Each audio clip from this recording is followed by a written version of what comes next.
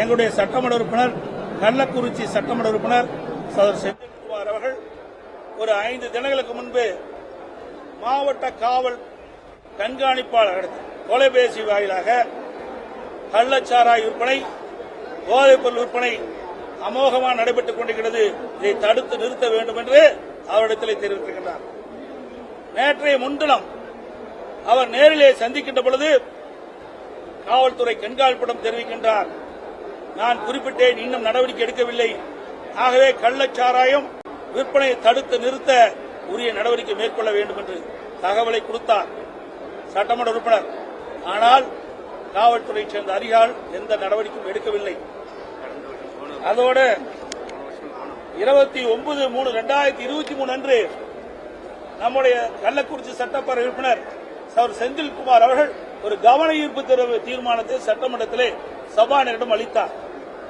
அதிலே கூட குறிப்பிட்டிருக்கின்றார், இன்றைக்கு கள்ளக்குறிச்சி மாவட்டம் தியாகதுருவம் ஒன்றியம் தூத்துக்குடி கிராமத்தைச் சேர்ந்த ஜெய்சங்கர் அவர்களின் மகன் ஜெகன்ஸ்ரீ என்பவர் 23/3/2022 காலை 8 மணியில் பரஞ்சரம் காவல் நிலையத்தில் தனது மகன் காணவில்லை என்று புகார் தெரிவித்திருந்த நிலையில்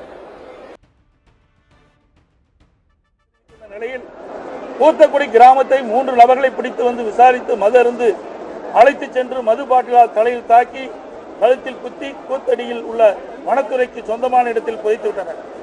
எனவே இப்பகுதியில் கஞ்சா மற்றும் கள்ளச்சாராயம் ஆகியவை பெரும் புழக்கத்தில் உள்ளதால் அதை உடனடியாக தடுத்து நிறுத்த வேண்டிய அவசியம் குறித்து இன்றைக்கு விவாதிக்க வேண்டும் என்று இன்றைக்கு பேரவைத் தலைவரிடத்தை கொடுத்தார்.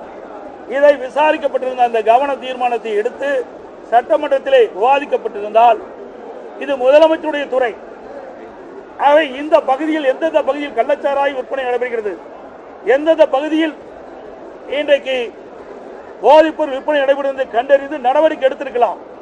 நேற்றைய தினம் அமைச்சர் சொல்கிறாரே, எங்களுடைய சட்டமன்ற உறுப்பினர் கவன ஈர்ப்பு தீர்மானத்தை கொடுத்திருக்கின்றோம், தகவல் கிடைத்திருந்தால் நடவடிக்கை எடுப்போம் என்று சொன்னார். கவன ஈர்ப்பு தீர்மானத்தை நீங்கள் எடுக்கல. ஆக இந்த கள்ளக்குறிச்சி மாவட்டம் மட்டுமல்ல, கள்ளக்குறிச்சி நகரம் மட்டுமல்ல, தமிழ்நாடு முழுவதும் இன்றைக்கு போதைப் பொருள் நிறைந்த மாநிலமாக திகழ்கிறது. கள்ளச்சாராயம் 6 போல் ஓடிக்கொண்டிருக்கின்றது. ஏழை எளிய மக்கள் கள்ளச்சாராயத்தை குடித்து விலை மதிக்க முடியாத உயிரை இன்றைக்கு துறக்க வேண்டிய அவலங்களை இந்த ஆட்சியிலே பார்க்கப்படுகிறது. இன்னும் சொல்ல போனா திருச்செங்கோட்டில் நீங்க பாத்தீங்கன்னா நாமக்கல் மாவட்டம் திருச்செங்கோடு தாலுகாவில் தேவனாங்குறிச்சி அங்க வந்து திமுக நிர்வாகி, திமுக கவுன்சிலர் இன்றைக்கு அவருக்கு சொந்தமான குடோன்ல இந்த கள்ளச்சாராயத்தை பாட்டில் அடைத்து அங்கிருக்கின்ற சந்து கடையில் விற்பனை செஞ்சிருக்கிறாங்க. இதை உடனே அரசுடைய கவனத்திற்கு கொண்டு சென்றோம். உடனே இதை விடியா திமுக அரசுடைய முதலமைச்சர் சம்பந்தப்பட்டவரை கைது செய்யாமல் அதில் வேலை பார்த்த வடநாட்டு தொழிலாளர்களை அதற்கு கைது செய்து கண் துடைப்பு நாடம் அடைத்துட்டார். இதுக்கு பின்புலம் திமுக கட்சி சேர்ந்த நிர்வாகிகள் தான் பின்புலமாக செயல்பட்டுக் கொண்டிருக்கின்றார்கள்.